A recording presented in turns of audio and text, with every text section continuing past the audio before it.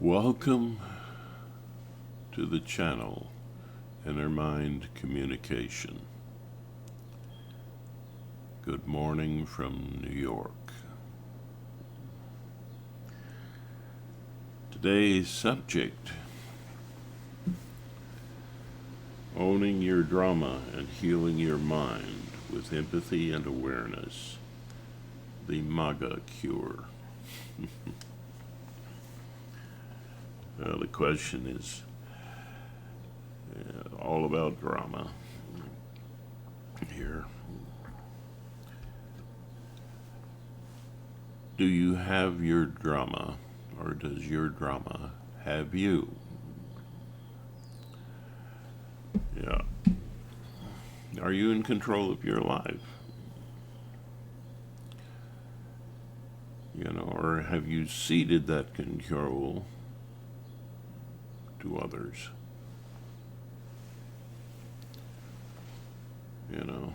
This may be more appealing to some than others, but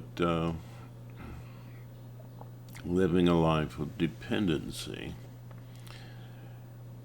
you're not owning your own life. And drama, of course, adds meaning to your life, the good, the bad, and the ugly. As long as you have the drama and the drama doesn't have you.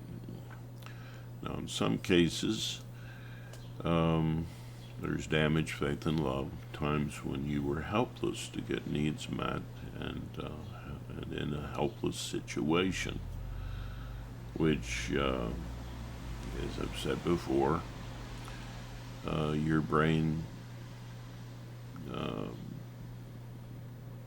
doesn't like that because the anxiety level is so high it could hurt you. So you end up being addicted to symbols of what you need that are more attainable, and from that time, and circumstances which you find symbolic of what happened before, but something you might have more control over. So you've got, if you've had a bad childhood, you might pick a bad partner, and in life. And if you have picked a bad partner, it really isn't so much your fault. You're probably picking someone that you think you can deal with or fix, but which reminds you of a time in which you were not in control. You really were kind of helpless. And, that's nobody's fault.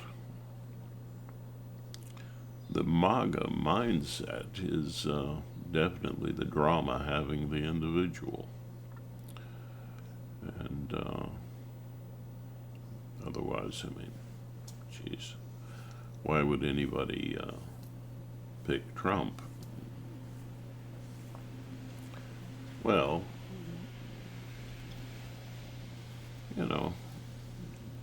hurting people are attracted to hurting people.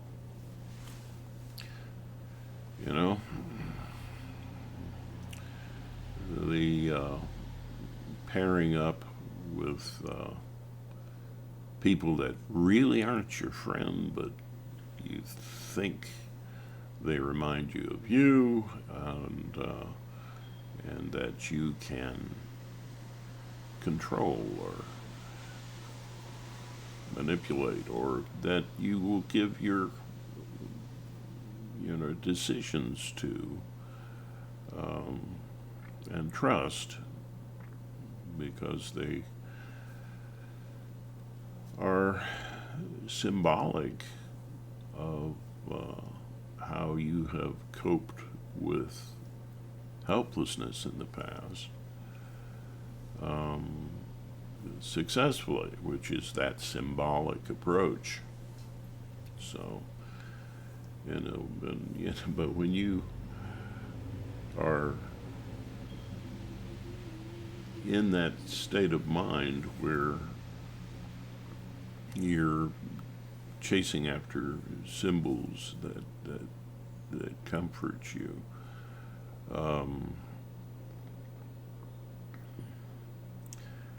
only because they seem to be something that you can hope are an improvement. You know, your drama tends to have you. And you've ceded your life to these symbols and to people that you think are a fix for your problems. And just to be more graphic about it, it's just, a lady picks a fellow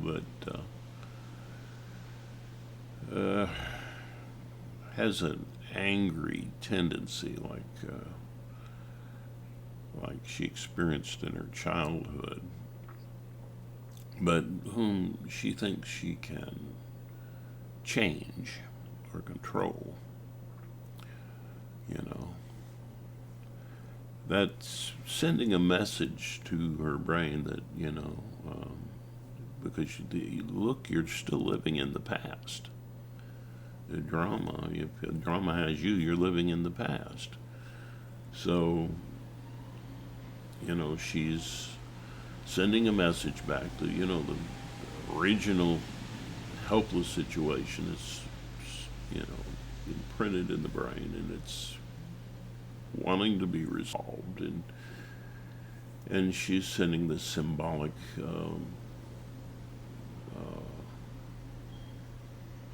approach, which doesn't really integrate the helplessness and gain control of that drama. It's a kind of hope dope. And so the brain calms down, the anxiety goes down, and it's like, okay, well, it's very addicting. You don't know what you're doing, But if your drama has you, you're unaware. And so you might be attracted to people who are into things that are very punishing, for instance. That symbolically punish your enemies or punish yourself. And you're attracted to that because you think you have this hope dope that you're going to be able to change it or make it good. And, I'm taking control here. I'm in power, but you're not. You're controlled by the past, which many times people will sugarcoat if they've had a really difficult past. That kind of helplessness. Wow. When you have that kind of past, you might want to sugarcoat it.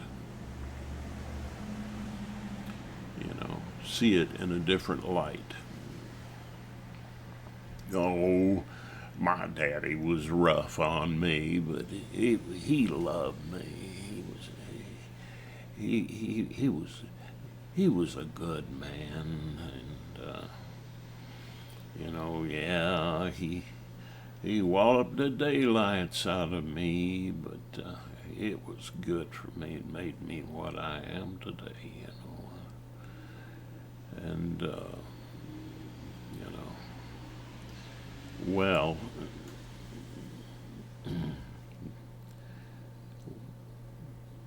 punishing people into being good is one of the first signs that you didn't have a very good life.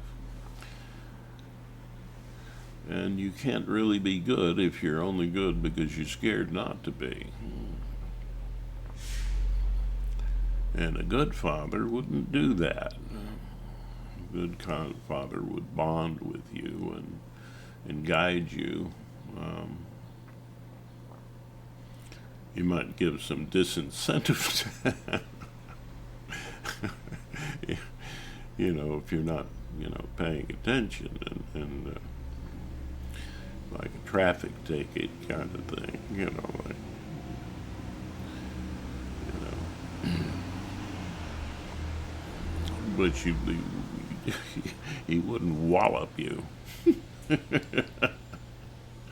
He wouldn't try to scare you into being a good person, you know. You know, and that's what many belief systems are about that people are attracted to. They're attracted to something that's really sugar coated and looks so nice. Make America great again. America was never perfect, you know, and usually people are saying things like that. You know, they don't like that. You know, they need to sugarcoat what happened in the past. You know, it was good for me. Well, if it really wasn't good for others around you, perhaps some minority group, was it really good for you? Not really. If you were hating on people and blaming people for your problems, then, well, that the drama has you, and it's not really good for you not to love other people. And I hear this, you know, with a lot of religious beliefs where, you know, they're in their belief system. There's this punishing attitude, and they might have a supreme being that has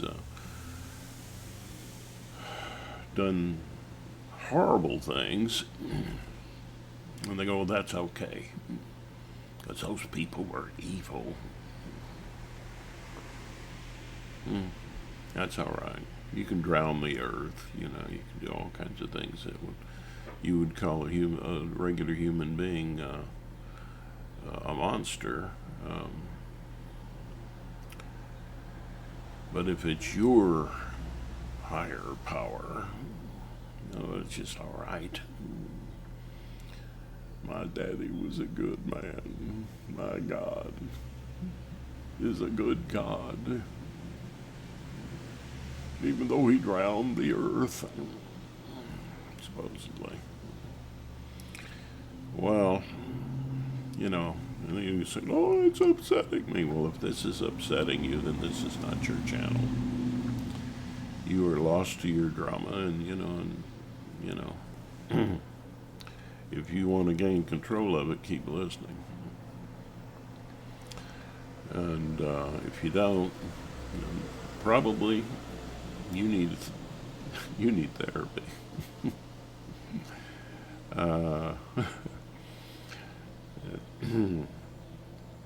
But these practices I'm talking to you about is for people who are healthy enough to see through the punishing attitudes and understand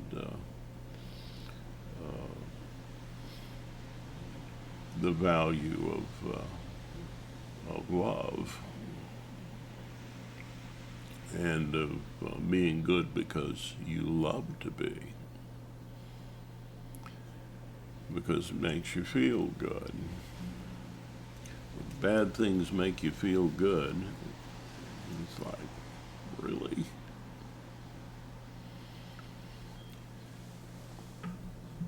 Some people are lost in positivity. That's their drama having them. They can't stand to hear anything negative. How can you own your drama and get meaning from it if you can't stand to hear anything negative? It reminds me of the witch in the remake of The Wizard of Oz called The Wiz, where the supposedly evil witch is actually she's sick, right? But she's saying, "Don't you bring me no bad news." Yeah, look out for those people who, it's all positive. They're very fragile people, and they can't handle anything negative. It's like, it's just, yeah, the cup is half empty. The cup is half empty. Oh no, it's half full. Well, how about it's both? That would be in a vacuum, and otherwise, it's half full of perhaps water or some other fluid or something, and the rest would be on Earth. Here would be air, and I don't know of all the composition of air. Oxygen's part of it. But if it were pure oxygen, it wouldn't work. So that's as much as that's what I know about air. You look at Trump's knowledge of a magnet. Drop it in the water, it's not a magnet anymore. What? Objectivity itself begins to be painful to somebody who's had a lot of damaged faith and love. The truth hurts. So how do you heal the mind that's hurting? Well, inner mind communication, the Echo Love brand, uses forms of meditation and forms of role play to help you achieve a control over your drama, so that your drama doesn't have you and you're not living symbolically in the past. But you have to resolve those things. And that takes some energy. Of course, everything takes energy. It takes time. And you don't want to overstress yourself. So you want to approach it. Sometimes I can't meditate. Sure you can. More or less successfully. Everybody can meditate. Meditation is the awareness. I mentioned at the beginning, healing the mind with empathy and awareness. Empathy is the role play aspect of inner mind communication practice, and meditation is the awareness of without the social connotations,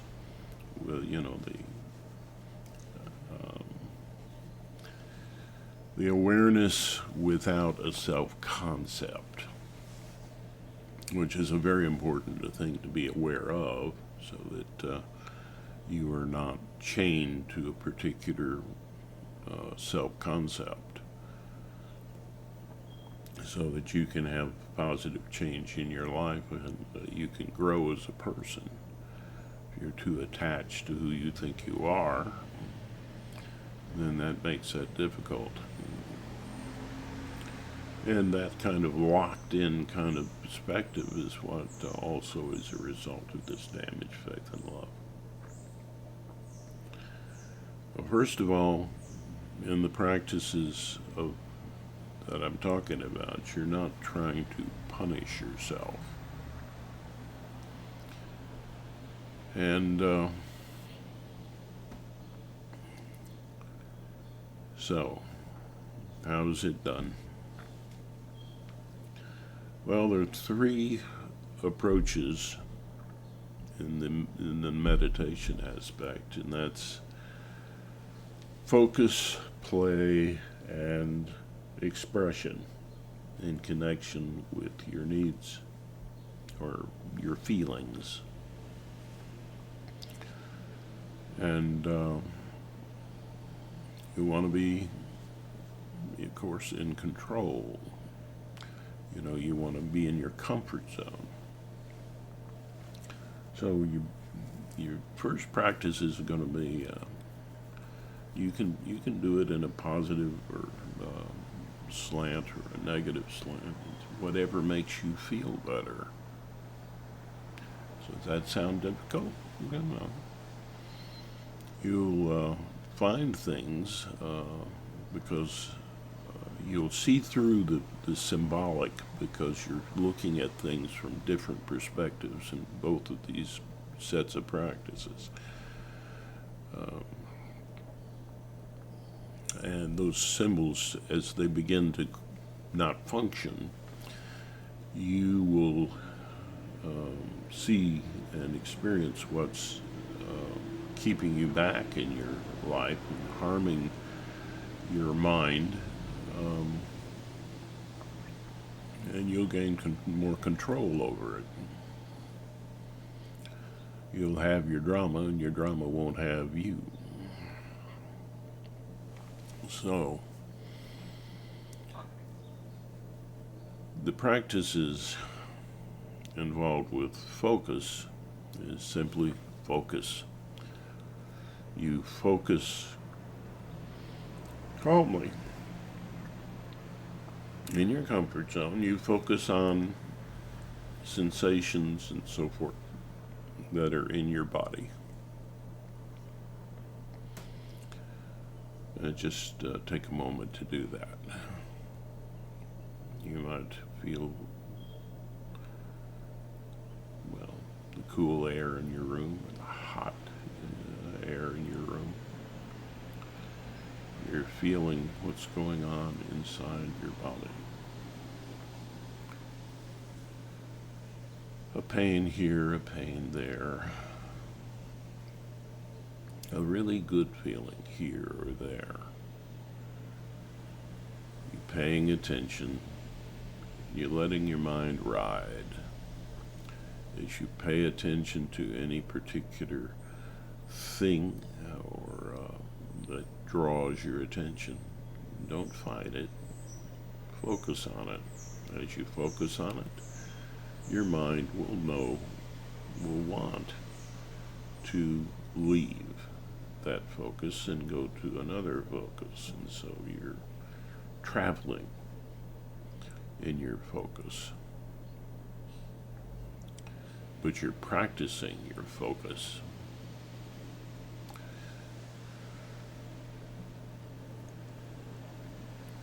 Focus evolves later into the empathy, the objective empathy role and experience of the next set of practices I'll be talking about. So now you're focused. You're probably also focusing on my voice. Yeah. Try to focus on your body. Let my words be nothing.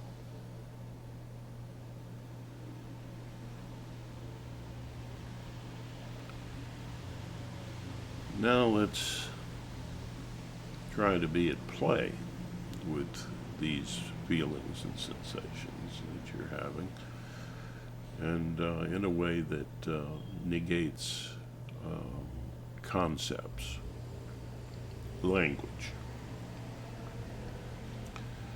You know, in music, shoop, pop, a loop, pam, bam, boom. You know, it's kind of playfulness in music, using your voice without using words necessarily. So,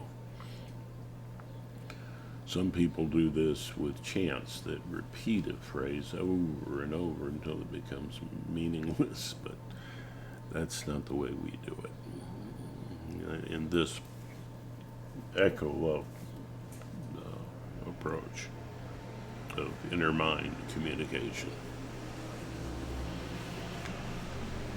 So,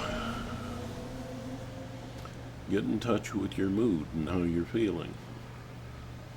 And I'll do that so myself, so you get a sense of it. And you can sing it, of course, or you can just speak it, whatever is comfortable for you and feels right. You're always, doing what's comfortable for you and what feels right at the moment for you in this practice.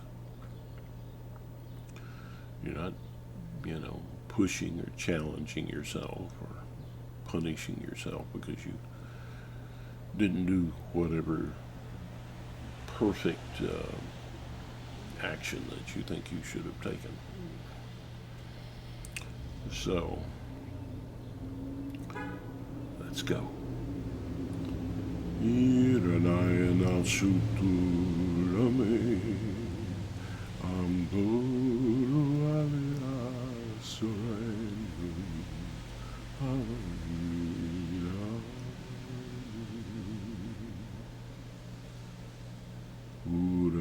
Sitia tatasarinen impala entasatua.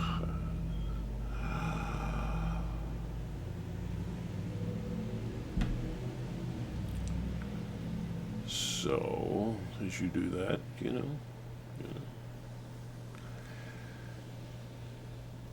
you're negating language, which puts you in touch with what I call the infant mind, where you have no self-concept, where you're flexible like a growing child or baby,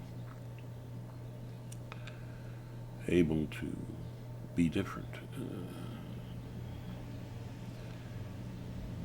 maybe more open. Now, the next is the expression. Now, first let's look at play again. You're playing with your feelings and so on. And play is something even a fish can do, It doesn't take a lot. And play is what evolves into the empathy I call creative empathy, which is the ability to create play. And that'll become important later in this discussion. We're aiming for that. We're doing more Zoom calls in the future. Boy,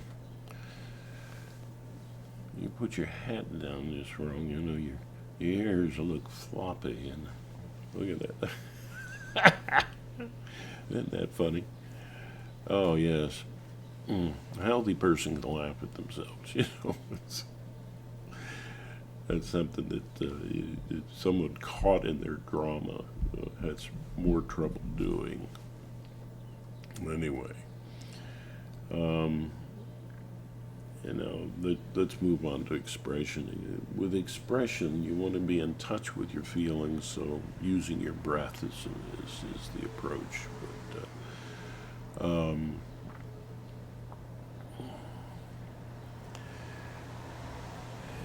that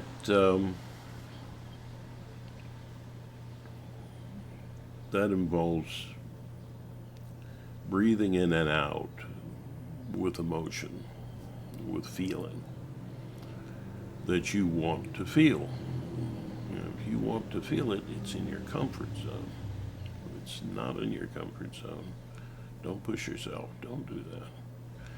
The symbolic will break down as you do all of these different practices because it just won't hold up. So, here goes. The sounds. You hear three sounds that are very useful in this, but of course, ow might be the sound you'll make if that feels right. But,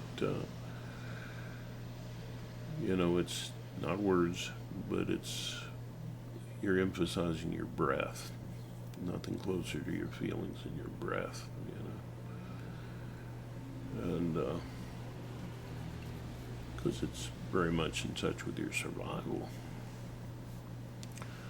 So you breathe in, and some can do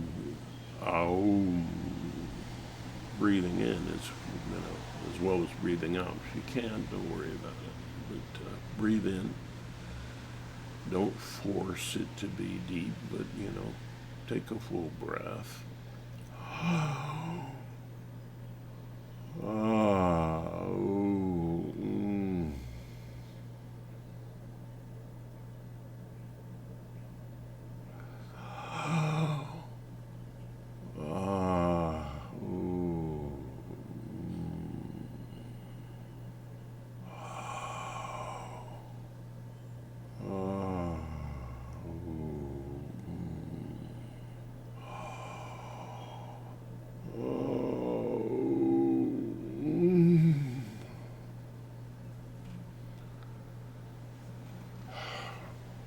Put you in touch with your feelings. Now, let's take a look at, first of all, expression. What does that evolve into? It evolves into compassionate empathy in social circumstances because the compassion is what helps you feel safe to feel, to express your feelings, your needs, and so on. And, I always give the example of, like, little Susie, she's playing and she's so into her play that, she doesn't mind too much that she skinned her knee, but it hurt a little, But she needed to address that, She needed to feel that and know that it's okay. So when Mama shows up, she comes and she holds her knee and, I skinned my knee. Because she feels safe to express to her mother her feelings. And, so Mom jumps in and she uses different approaches. And she sympathizes first, of course, with compassion, compassionate empathy. And then she might use a little objective empathy. Well, Susie, your other knee, you skinned that just last week, and look, it's all better now. Don't you think this knee will do the same thing? And she says, Then,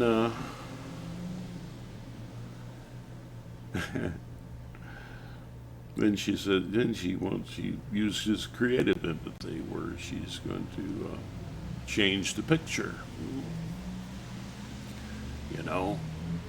Let's go get some ice cream.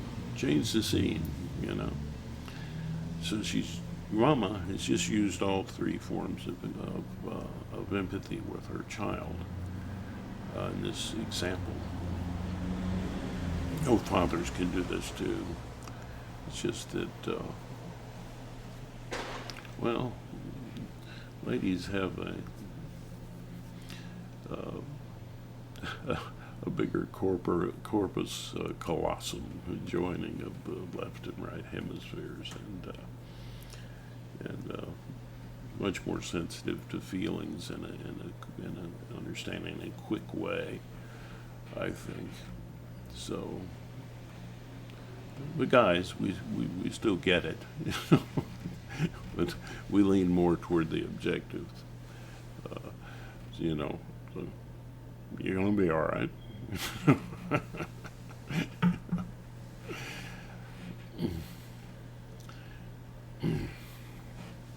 Just look, yeah, that's our forte. But all human beings, male or female, have all of these abilities. But we have our different abilities.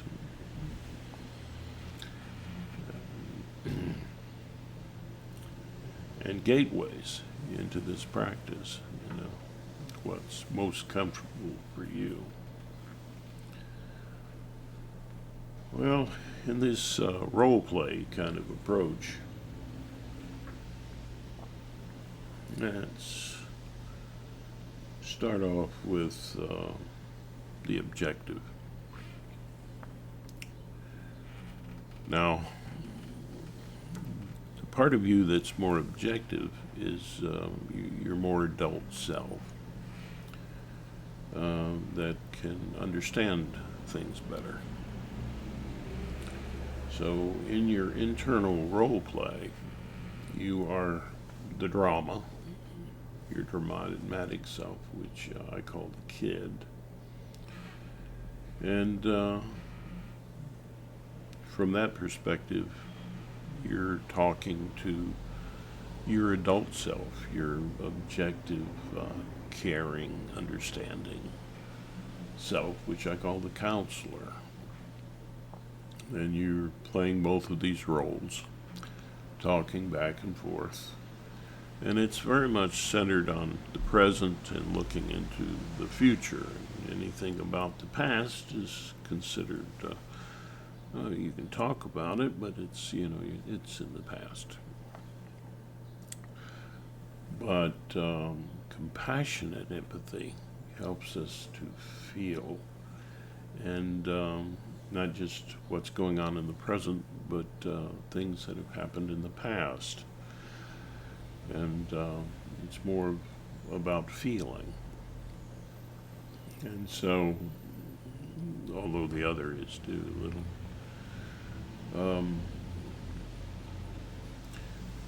that, by the way, in emotional intelligence is what they call self-control. That's communication between the kid in you and your adult self.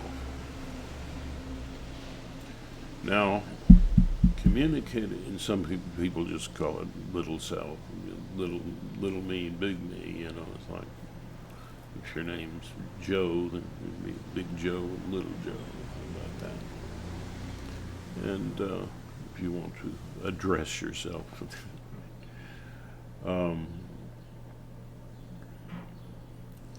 Yes, talking to yourself does do amazing things.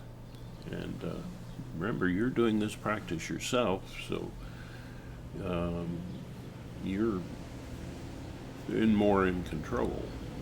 You're learning to be strong and independent, and have your drama and it not have you. Okay, but how do you practice this more feeling approach, this compassionate empathy? Well, it's very, very easy. It still involves the kid, and it also involves what I call the caregiver in you. that compassionate, loving, understanding self that is giving you permission to feel. So, guys, we don't like to talk about our feelings. I mean, it's it's like, but we need to, and most guys don't, it's like ladies will sit down and talk about their feelings. So they're more in touch with their feelings. Remember the corpus callosum thing? It's almost laughable when you think two guys sit down and talk about their feelings. The other things, not their main focus, but it does exist. I mean, there's a kid in Nautilus, and that's the kid is more about feeling than thinking or creating or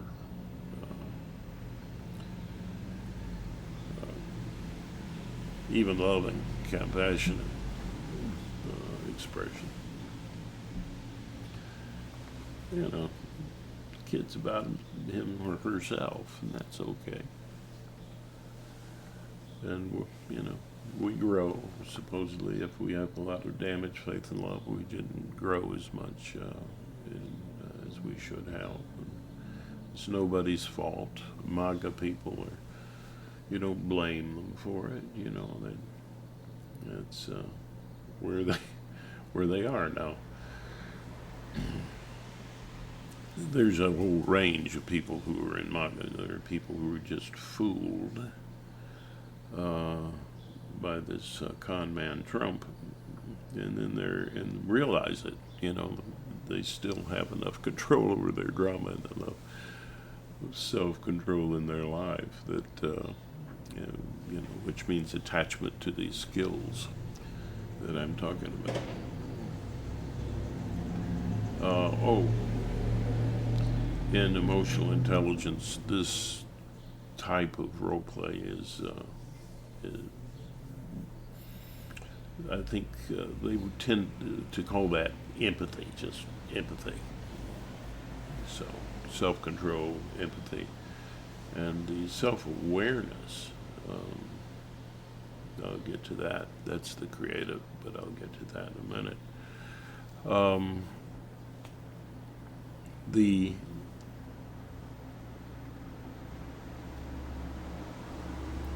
way that you practice this is you just talk to people in your mind who care about you, or who you care about, or who you should care about, or who should care about you, whether in the past or in the present. And you just talk. And when you're talking to people that you care about, you're in the caregiver role, and but the kid in you is still feeling it, right? It's the echo. But when you're talking to people who care about you, or should, and so on, you're in the kid role. That's very simple, right? And it can take you to some rather quick realizations sometimes. But don't get carried away. This is a slow process, and slow is better, as the great Arthur Janoff told me in an email. Sometimes slow is better. Yeah, because you have to. You can't go out too far out of your comfort zone. And integrating your feelings and your drama,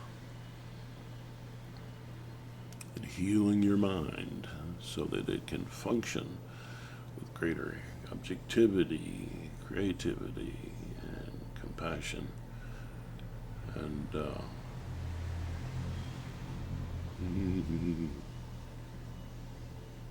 The infant mind. Oh, that's a remarkable thing to talk about.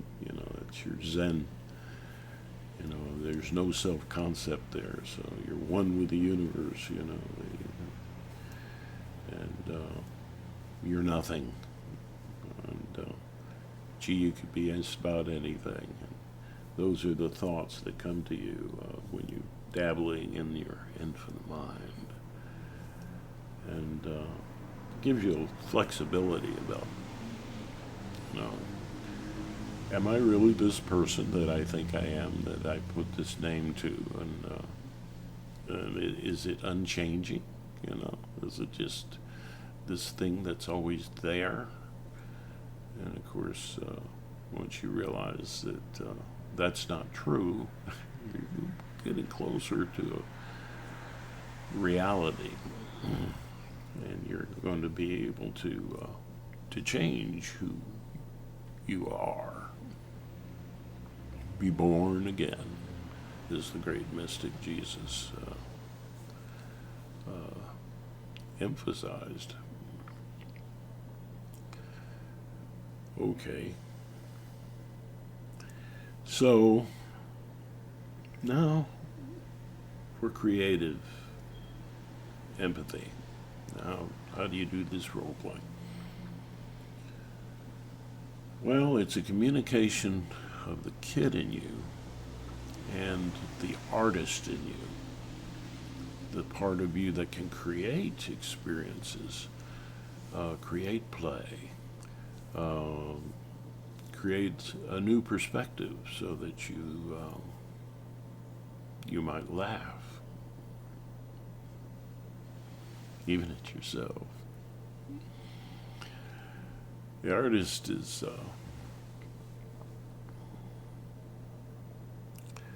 the imaginer of all you imagine, and the rational mystic basically tries to have a relationship with this inner artist. And this inner artist, well, guess what it is?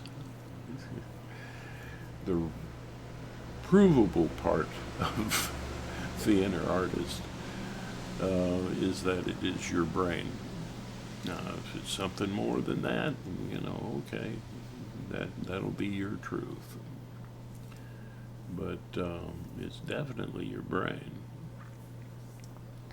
And you need a relationship with it, They've done studies and tests, and your brain knows what you have decided to do before you're aware that you decided to do it. It takes a little while for the brain to communicate there. And then you have this awareness after the fact. Now that's something that can open your eyes a bit, maybe. It's a beautiful experience. In the healing aspect of it, I'm remembering Ruth Carter Stapleton, Jimmy Carter's little sister, who President Jimmy Carter's little sister, who I met. And she had a practice in which she would, when people had a negative experience in their life, she would take a comforting, caring, redo the memory, putting Jesus into the memory. And she called it the gift of inner healing. She was pretty good at it, Bless her heart. She was a beautiful person. But anyway, very real. And her flavor of mysticism was Christian. Yeah, ultimately the mystic is not reliant upon a belief system, because the mystic has an experience that gives more than just reading a book or any religion can offer. But now we see through a glass darkly or something like that. But then face to face, then can be now to some degree, you know. There's some clear panes of glass. Anyway, I was quoting the Bible there. Anyway, but yeah, time to time I will quote things that great mystics have presented. And mystics aren't perfect, you know, usually. But they're growing and they're healing, you know. So, what does that make you if you're teaching this and you're helping people with it? Well, you're a wounded healer, you know, because everybody in this world has had damaged faith and love. That's just the nature of existence. But you can make it a meaningful thing, or you can let it have you. It's up to you. So how do you talk to your own inner artist? Well, you might just say, let me see what I need to see, or let me hear what I need to hear. Or you take the position of the artist and you create a guided meditation for yourself. Those are ways of communicating with the artist within you. The artist, which you understand, is the source of who you imagine yourself to be, and your entire timeline. Your inner artist is above your dramatic timeline, your experience of time, past, present, and future. The story line, the movie of your life. Now the artist is outside of that, in this place of control, up above the timeline. I'm reminded of a Christian song, when the trumpet of the Lord will sound and time will be no more, and the morning breaks eternal, bright and fair. And then there's the other shore, which is also something referred to in Buddhism, you know. And if you can get to the other shore right now, you know, really. And when you get to the other shore, you don't need the raft anymore that got you there. That's, in some ways, well, that would be religion, I suppose.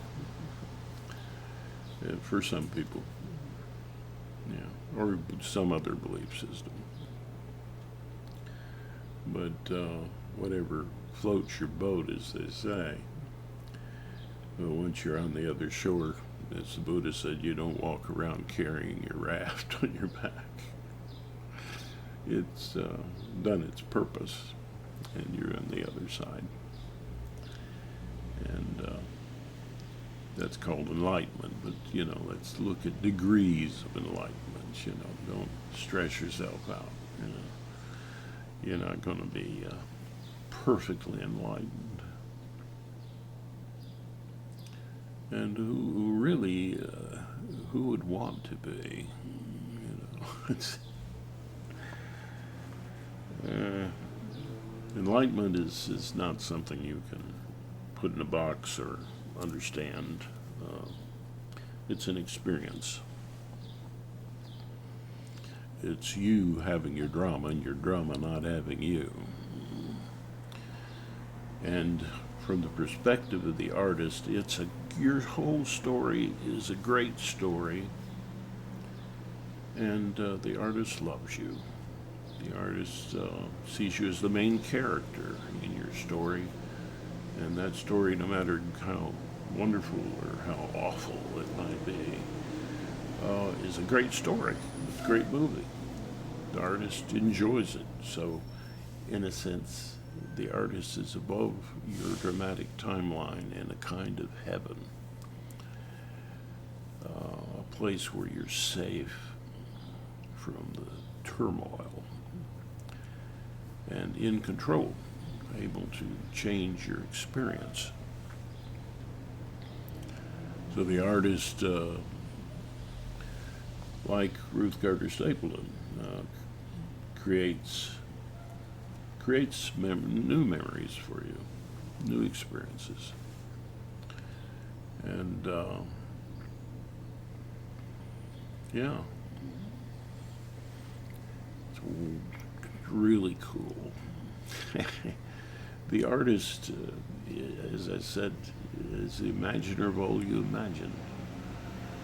And so, but it reaches, you can imagine that it reaches into your life, being the source of your inner counselor and your inner caregiver, and kind of making a safe position, a position of control in your imagined past and your imagined future, and helping you with anxieties of the present looking into the future, or the present looking into the past, like two arms of the artist reaching into your dramatic timeline. And as those anxieties diminish at any time, your inner artist is giving you a hug.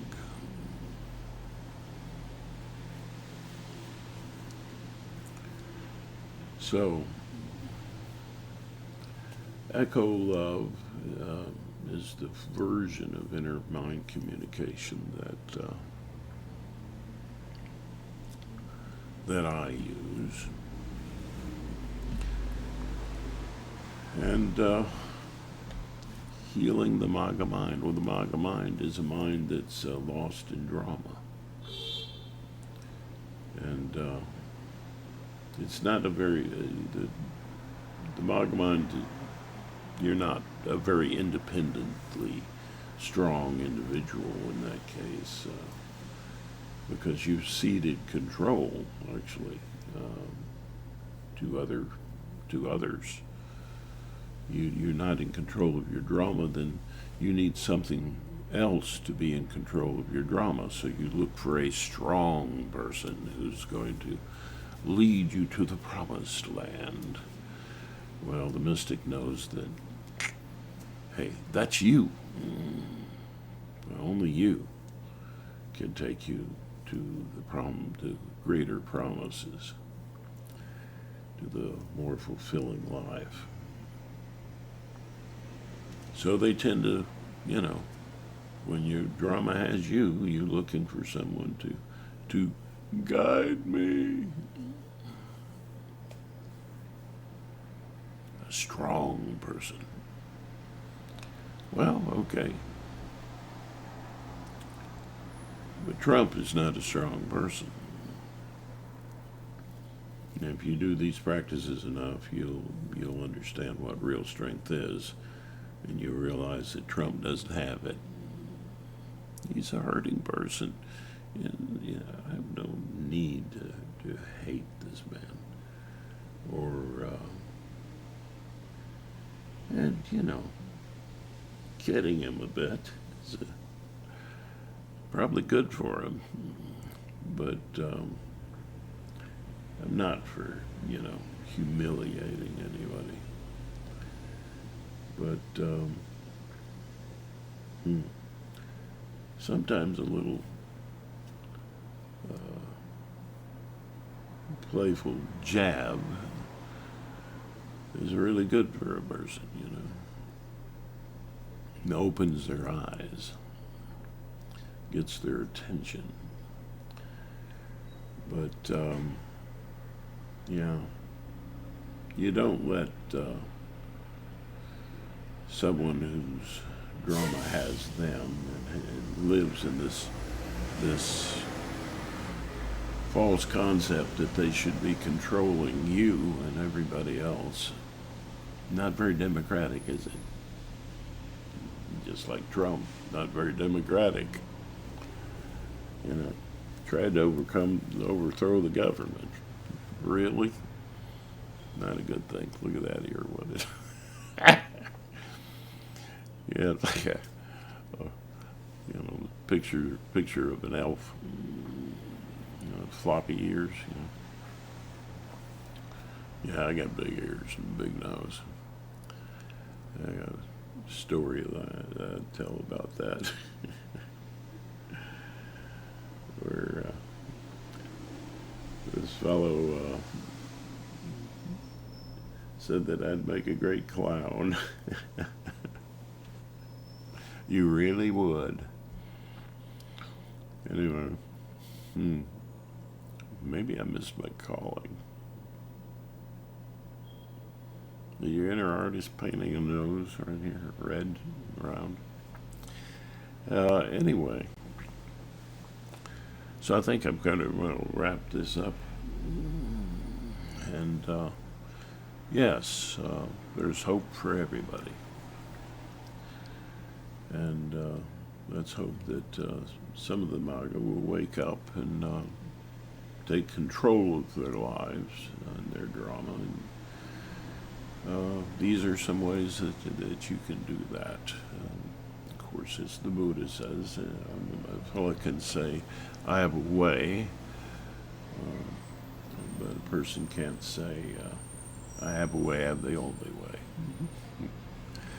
And how you practice this will be your way.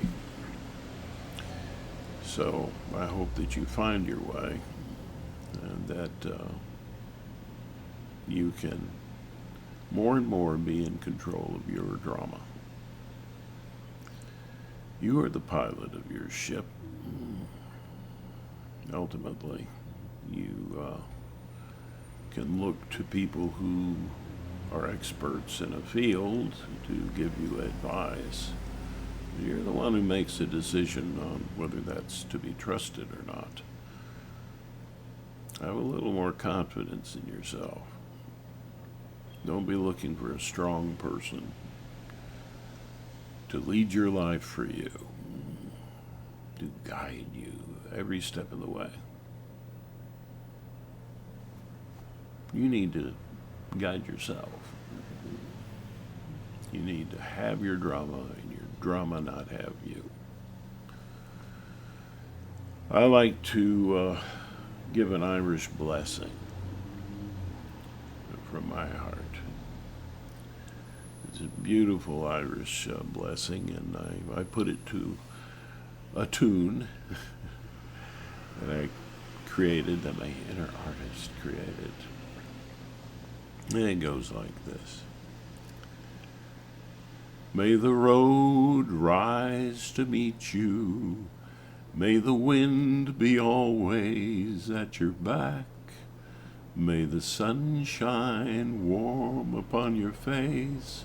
The rain fall soft upon your fields.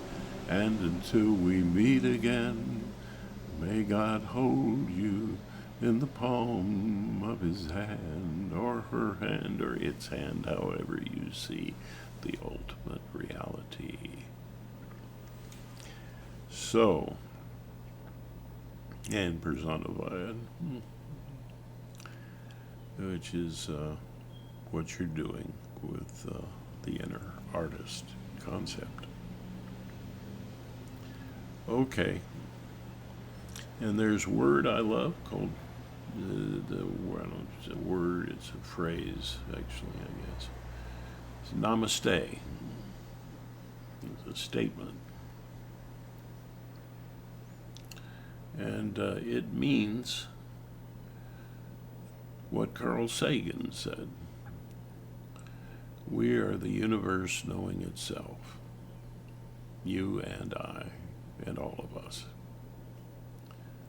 That puts us kind of together, doesn't it?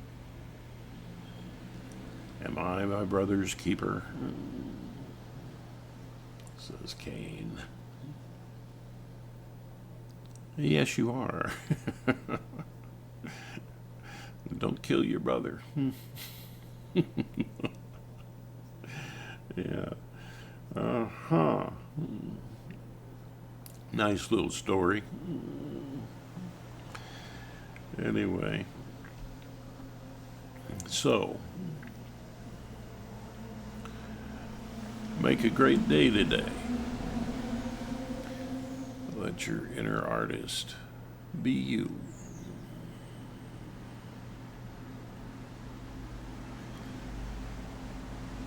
Namaste.